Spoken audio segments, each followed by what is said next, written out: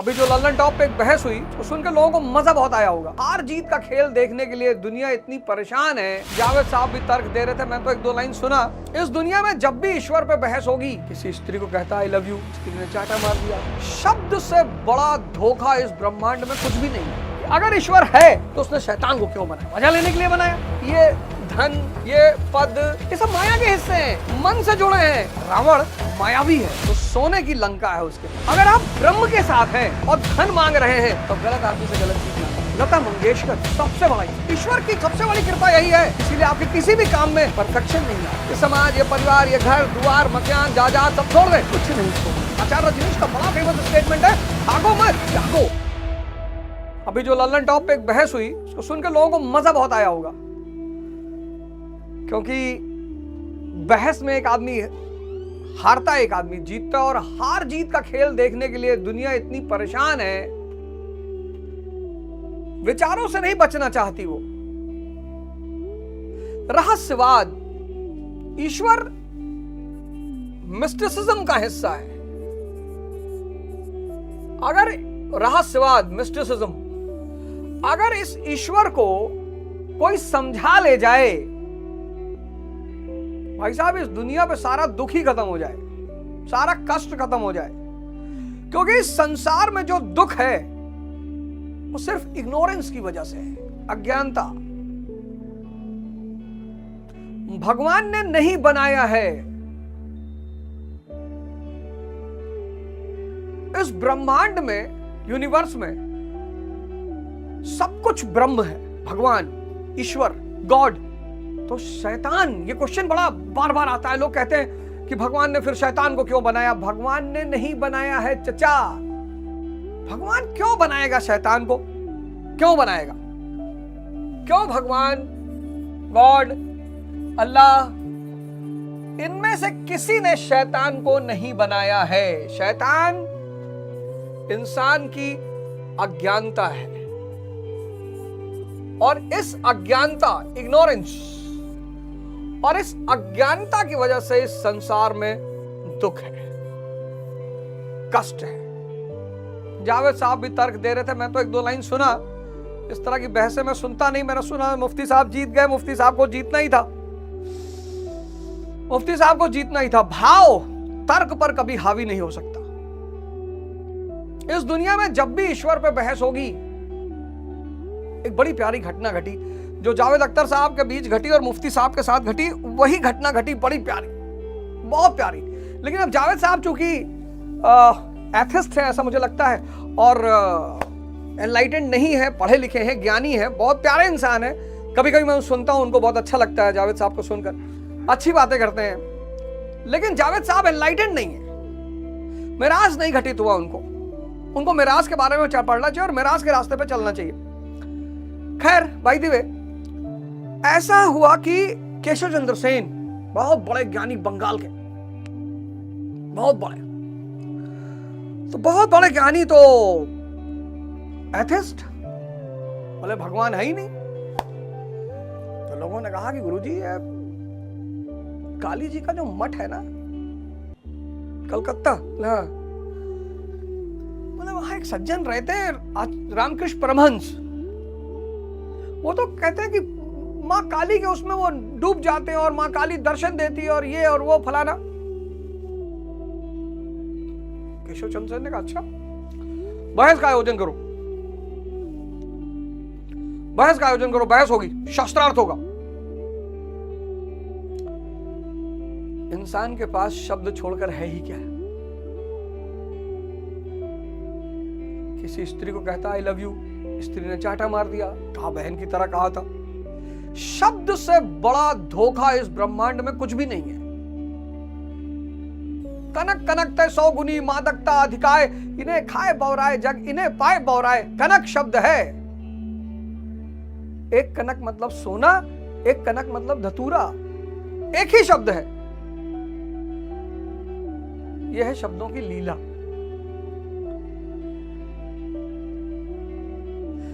तो केशव चंद्र सेन जी और रामकृष्ण परमहंस जी का शास्त्रार्थ का दिन तय हुआ कि भाई शास्त्रार्थ होगा, दोनों लोगों में बहस होगी, चर्चा होगी। बोले ठीक है भाई। गए, केशव चंद्र सेन ने तर्क रखना शुरू किया, ईश्वर नहीं है, ईश्वर नहीं है। तो सबसे ताकतवर तर्क जो है वो नास्तिक लोग यही रखते हैं कि अगर ईश्वर है तो उसने शैतान को क्यों बनाया? मजा लेने के लिए बनाया।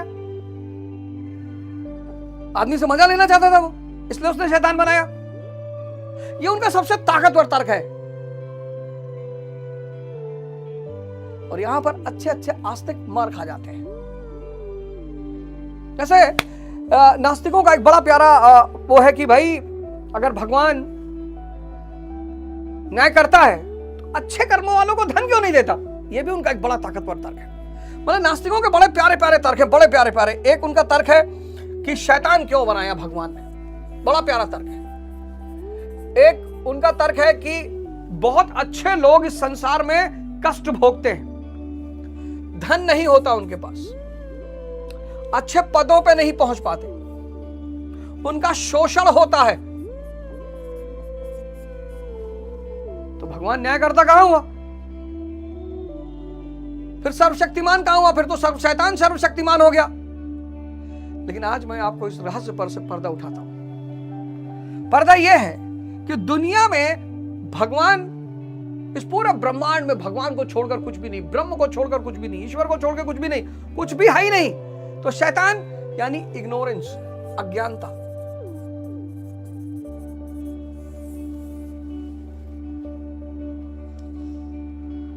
अज्ञानता, अज्ञानता, माया और ब्रह्म। अब धन यानी माया, तो माया चाहने के लिए आदमी को मायावी होना पड़ेगा।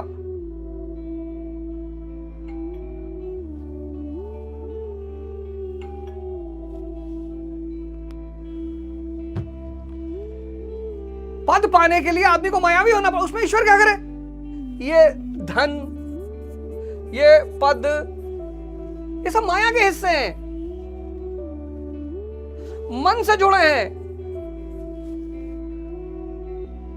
उलझ जाता है आदमी। भैया हमने झूठ नहीं बोला कभी, भैया हमने कभी किसी के साथ भैया बेईमानी नहीं की, भैया हम भैया आज तक भैया हम किसी के साथ धोखा नहीं किए। भैया करते क्या हो? भैया रिक्शा चलाते हैं। वही चलाओगे भी।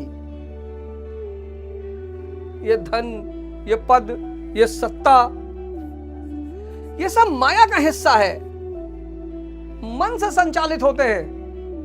मायावी होना पड़ेगा। रावण मायावी है, तो सोने की लंका है उसके पास।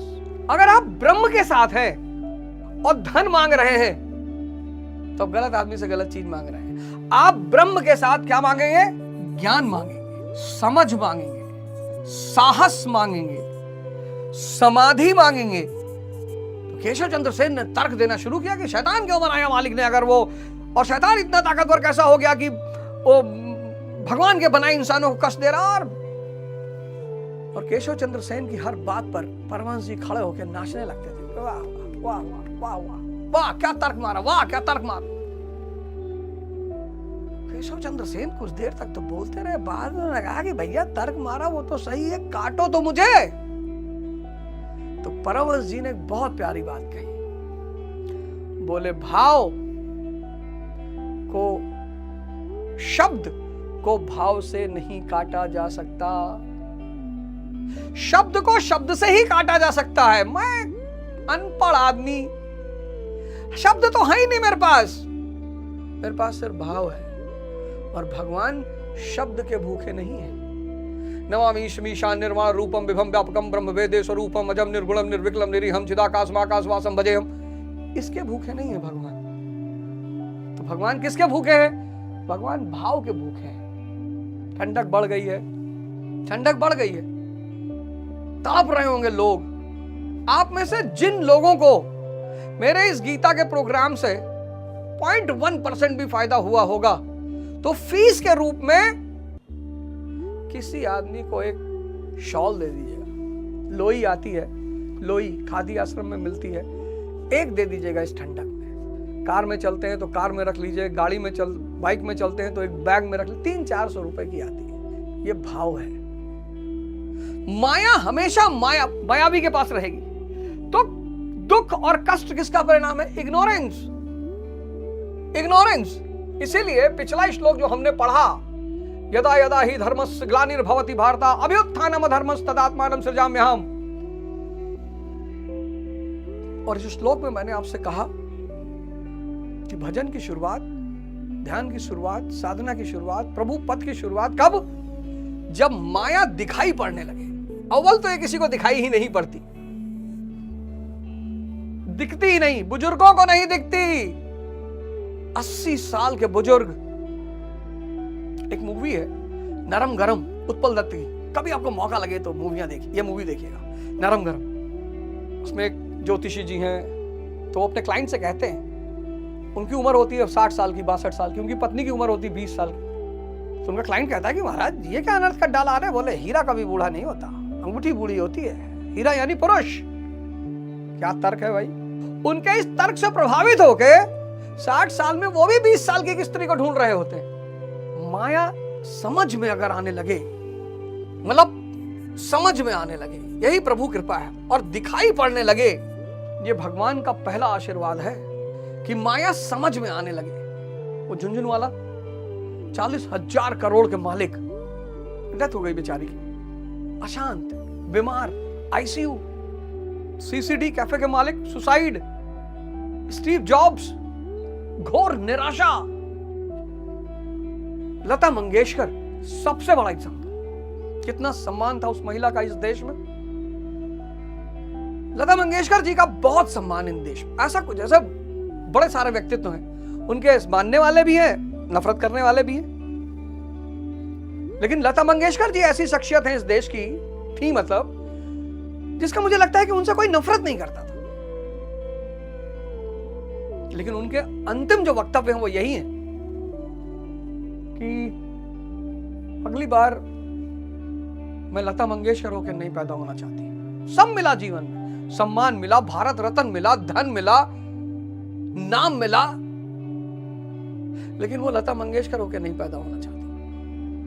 आइंस्टीन से किसी ने पूछा कि अगली बार आप जन्म लेंगे? बोले यार चरवाहा बनना चाहता हूं। ईश्वर की सबसे बड़ी कृपा यही है, ईश्वर की सबसे बड़ी कृपा यही है कि वो माया को देख ले, और दिखाई के साथ साथ माया समझ में आने लगे। और जब समझ में आती है और दिखाई पड़ने लगती है तो ग्लानि पैदा होती है। ग्लानिर्भवति भारत। यार कहां वेस्ट कर रहे हैं अपने टाइम को, कहां कर रहे हैं, कहां भाग रहे हैं। हृदय बहुत दुख लाग, जन्म गयो हरि भगत बिन। रामचरितमानस में तुलसीदास जी लगते हैं, हृदय बहुत दुख लाग, जन्म गयो हर भगत बिन। आपको पता है, आप हर काम यंत्रवत कर रहे हैं, यंत्रवत। आप कहीं होश में नहीं है, इसीलिए आपके किसी भी काम में परफेक्शन नहीं आ रहा है। बस आप कर रहे हैं, आदत हो गई है। ब्रश आदत, नहाना आदत, खाना आदत।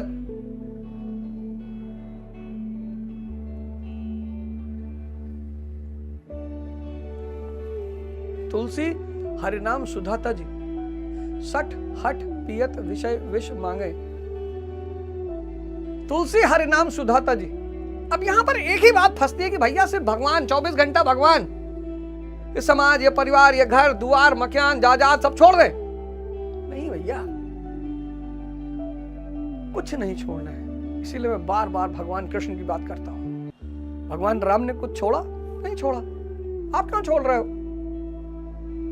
राजा है, पिता है, पुत्र है, आपको किसने कहा छोड़ दो?